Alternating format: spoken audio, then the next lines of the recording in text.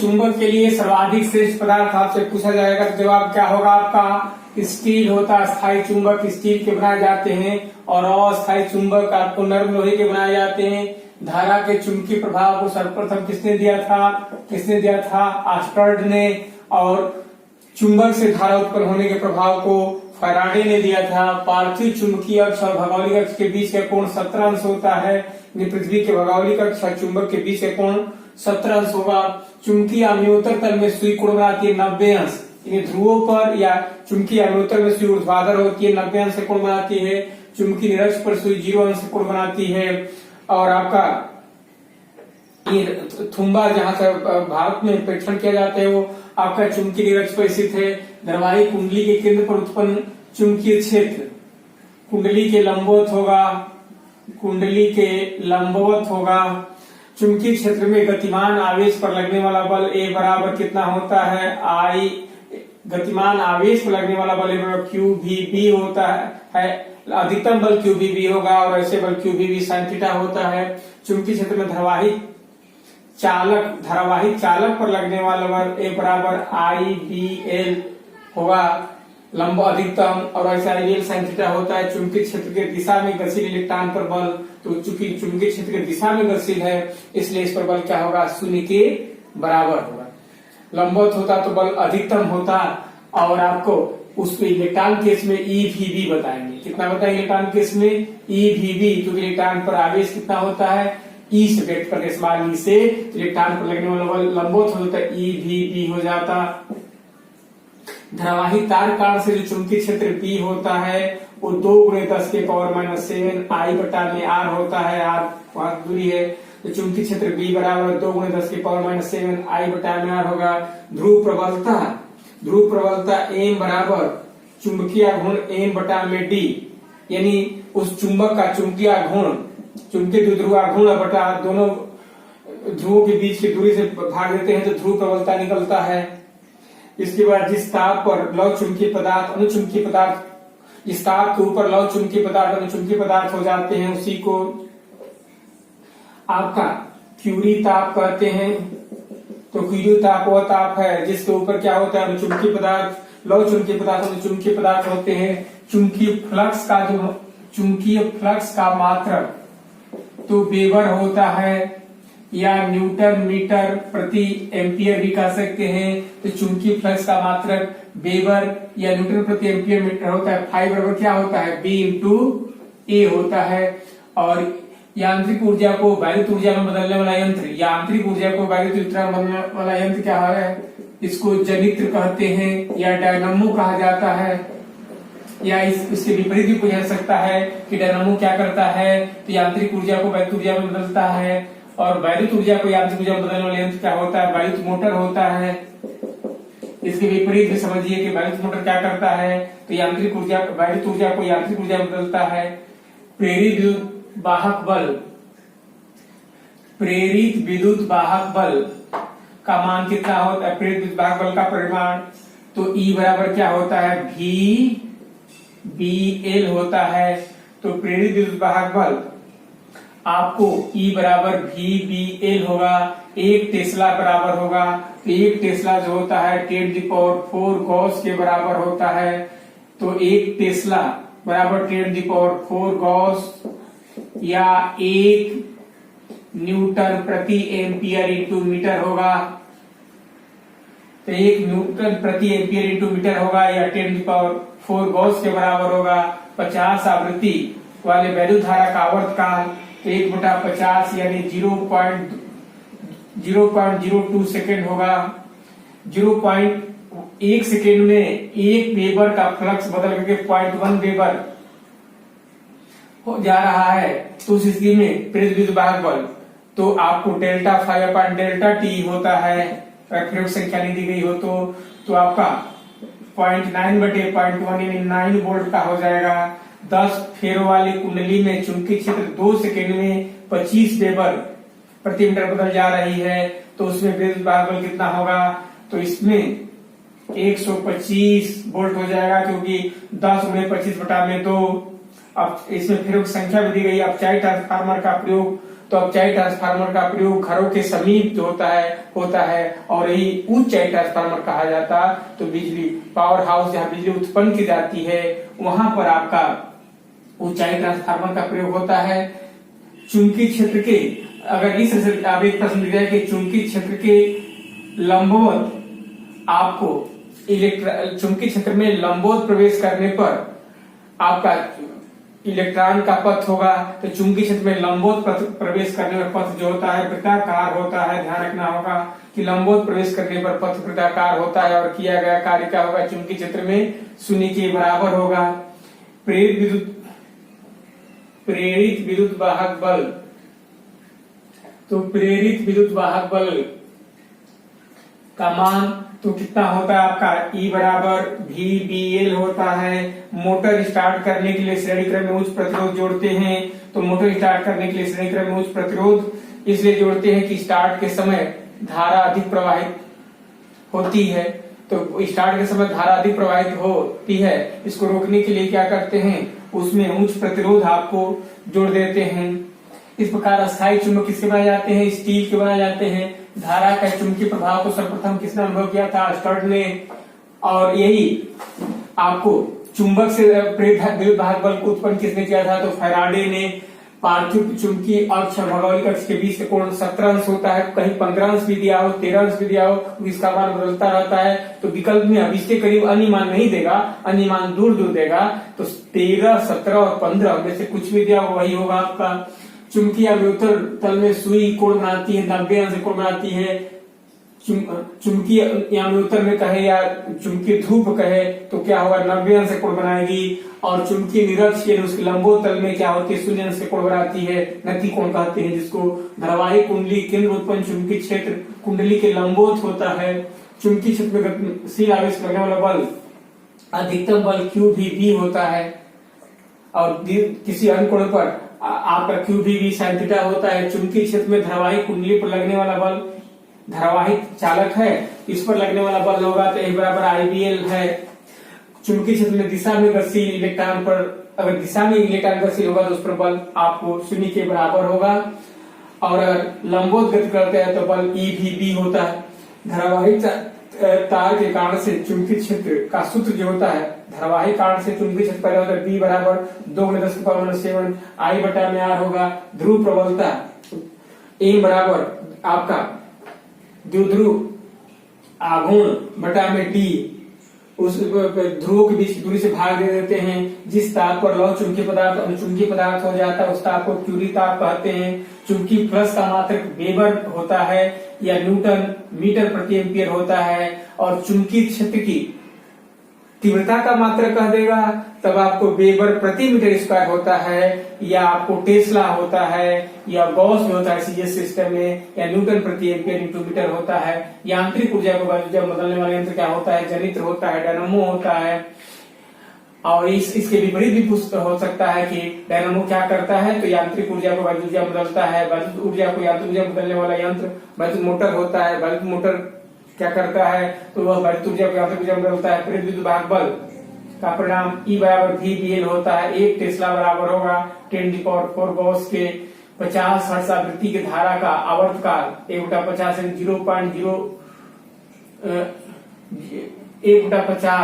यानी 0.02 सेकेंड होगा। अब कह रहा है कि 0.1 सेकेंड में वैद्युत क्षेत्र 1 वेबर प्रति मीटर स्क्वायर बदल करके 0.1 वेबर प्रति मीटर स्क्वायर और रह जा रही है। तो उस स्थिति में आपको उत्पन्न विद्युत वाहक बल, तो आपको जो फार्मूला होता है कि E बराबर delta phi upon delta T, उस फ्लक्स में परिवर्तन। तो इसमें कितना परिवर्तन हो रहा है, 0.9 बटा में 1.1 सेकेंड में, तो 0.9 बटा 0.1 में 9 वोल्ट पैदा होगी। दूसरे में फेरों की संख्या दे दी है 10 फेरों वाली कुंडली में चुंबकीय क्षेत्र 2 सेकेंड में 25 वेबर प्रति आपका बदल रही है तो विद्युत वाहक बल। तो इसमें क्या करेंगे, आप चूंकि फेरों की संख्या दी गई है इसलिए 10 गुणे 25 बटा में 2 यानी 125 वोल्ट पैदा होगा। अब चाइल्ड ट्रांसफार्मर का उपयोग घरों के समीप होता है। आपका ये क्या करता है, चाइल्ड ट्रांसफार्मर तो उच्च वोल्टेज को निम्न वोल्टेज में बदलता है, और ऊंचाई ट्रांसफार्मर पावर हाउस के समीप होता है जो उच्च वोल्टेज को निम्न वोल्टेज में बदलता है। चुंबकीय क्षेत्र के लंबवत अगर कोई आपको गति करेगा तो चुंबकीय क्षेत्र के लंबवत गति करने पर पथ जो होता है वृत्ताकार होती है। प्रेरित विद्युत वाहक बल का सूत्र जो होता है E बराबर VBL होता है। मोटर स्टार्ट करने के लिए श्रेणी क्रम में आपको उच्च प्रतिरोध जोड़ते हैं। क्यों? क्योंकि श्रेणी क्रम में उच्च प्रतिरोध जोड़ा जाता है इसलिए कि उस समय मोटर स्टार्ट के समय धारा जो होती है आपको अधिक बहती है और उसी कारण से आपको उच्च प्रतिरोध जोड़ा जाता है।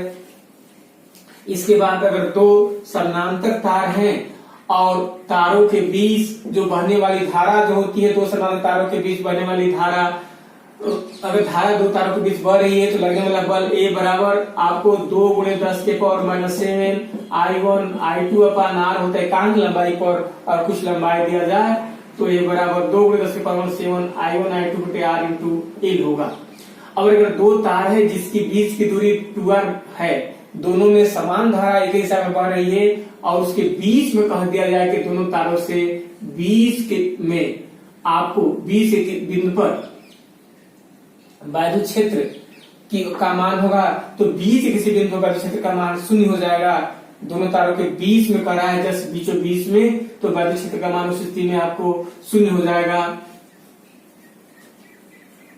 तो तो इस तरह से आपका है। तो ये क्या करता है, धारा वैद्युत धारा को मापता है आपका, तो एमीटर वैद्युत धारा का मापन में युक्त होता है। वही वोल्टमीटर आपको तो विभवांतर को मापने में यूज होता है और विक्षेप को मापा जाता है तो गैल्वेनोमीटर से नापा जाता है, तो गैल्वेनोमीटर से नापा जाता है विक्षेप को। और धातु में विद्युत धारा का चालन मुक्त इलेक्ट्रॉन के माध्यम से होता है। मुक्त इलेक्ट्रॉन इसलिए गैस समान दाब पर वैद्युत के लिए तो कुचालक होता है। गैसों में समान दाब पर विद्युत का धारा नहीं होता है, बहुत अल्प दाब पर गैसों में धारा का प्रवाह होता है। वैद्युत क्षेत्र में इलेक्ट्रॉन गति करते हैं तो वैद्युत क्षेत्र के विपरीत दिशा में गति करते हैं। वैद्युत क्षेत्र के विपरीत दिशा में गति करते हैं। ये जाना किसी तार में केवल इलेक्ट्रॉन गति करते हैं आपको, यानी ठोसन विद्युत धारा का प्रवाह इलेक्ट्रॉनों के माध्यम से होता है। विलयन में वैद्युत चालन, गैसों में वैद्युत चालन जो होता है आपका दोनों प्रकार के आवेशों के माध्यम से होता है। दोनों प्रकार के आवेश, धन आवेश दोनों प्रकार के आवेश उत्तरदायी होते हैं। विलयन में भी दोनों प्रकार के आवेश उत्तरदायी होते हैं और चालक में भी होल और इलेक्ट्रॉन, यानी इसमें भी धन आवेश और ऋण आवेश दोनों प्रकार के आवेश जो होते हैं आपको गतिशील होते हैं। किस्तों में, गैस में भी, विलयन में भी और चालक में भी। और चालक आपका जैसे आपका सिलेनियम है, अर्धचालक जैसे आपका सिलिकॉन है और जर्मेनियम है, ये क्या होते हैं अर्धचालक की श्रेणी में आते हैं। रासायनिक ऊर्जा को वैद्युत ऊर्जा में जो स्रोत बदलता है उसे क्या कहते हैं, सेल कहते हैं। तो वैद्युत सेल ऐसा युक्ति होती है जो रासायनिक ऊर्जा को क्या करती है, वैद्युत ऊर्जा बदलती है।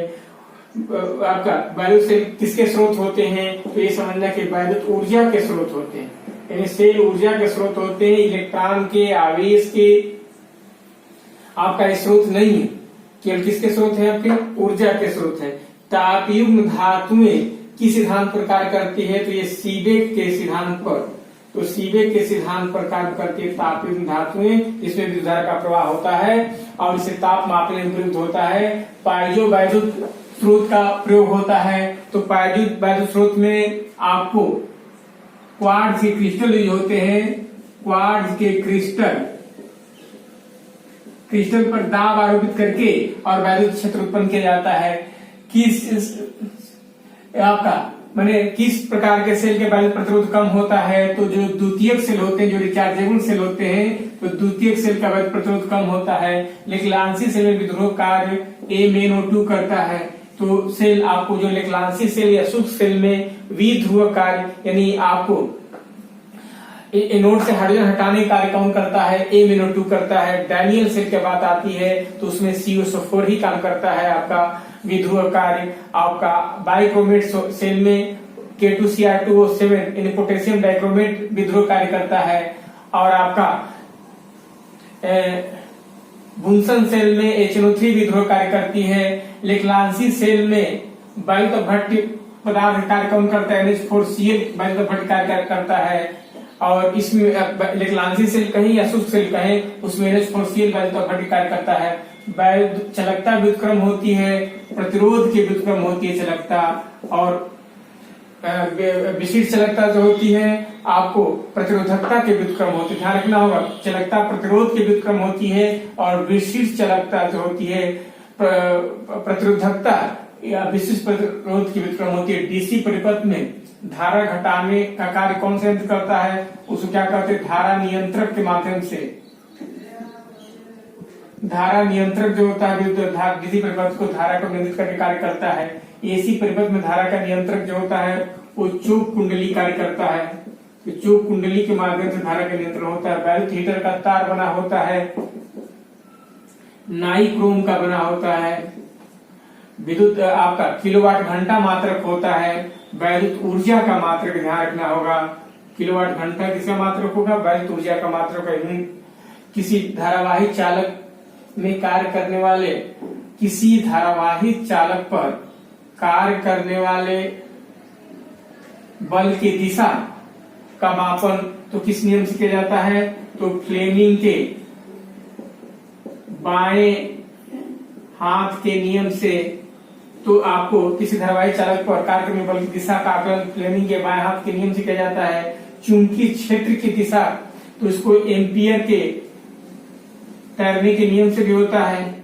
एम्पियर के तैरने के नियम से होता है आपका चुंबकीय क्षेत्र दिशा का आकलन। और प्रेरित धारा की दिशा आपको फ्लेमिंग के दाएं हाथ का नियम। देखिए प्रेरित धारा की दिशा होगी तो फ्लेमिंग के दाएं हाथ का नियम होगा। और आपको चुंबकीय क्षेत्र में लगने वाले बल की दिशा का आकलन होगा तो फ्लेमिंग के बाएं हाथ के नियम से होगा।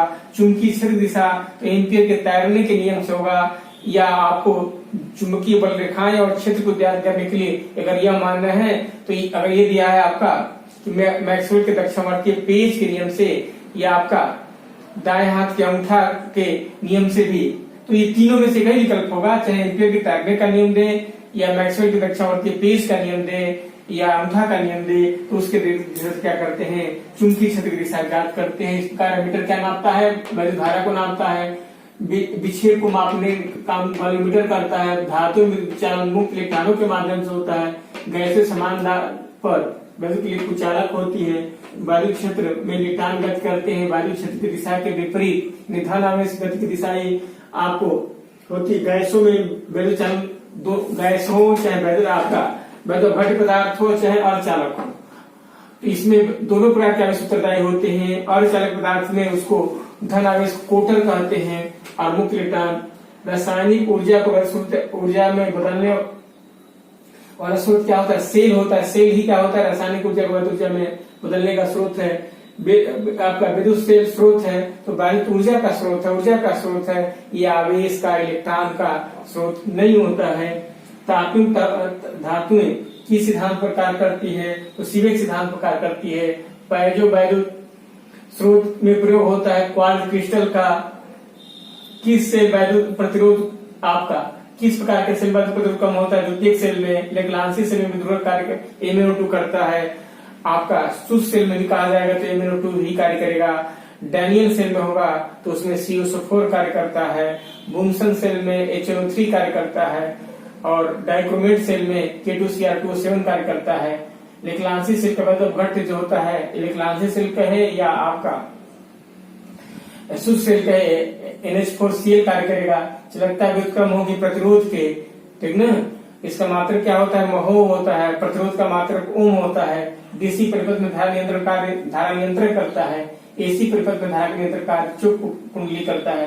वैद्युत हीटर में तार बना होता है नाइक्रोम का। किलोवाट घंटा मात्रक क्या होता है? वैद्युत ऊर्जा का। आप विद्युत धारा वाही चालक में कार्य करने वाले बल की दिशा ज्ञात करते हैं तो फ्लेमिंग के दाएं हाथ के नियम से ज्ञात करते हैं।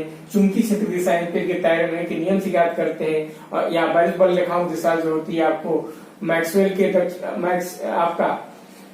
दक्षिणावर्तीय पेज के नियम से ज्ञात करते हैं। अंगूठा का नियम से भी ज्ञात करते हैं। प्रेरित धारा की दिशा तो फ्लेमिंग के दाएं हाथ के नियम से ज्ञात होती है।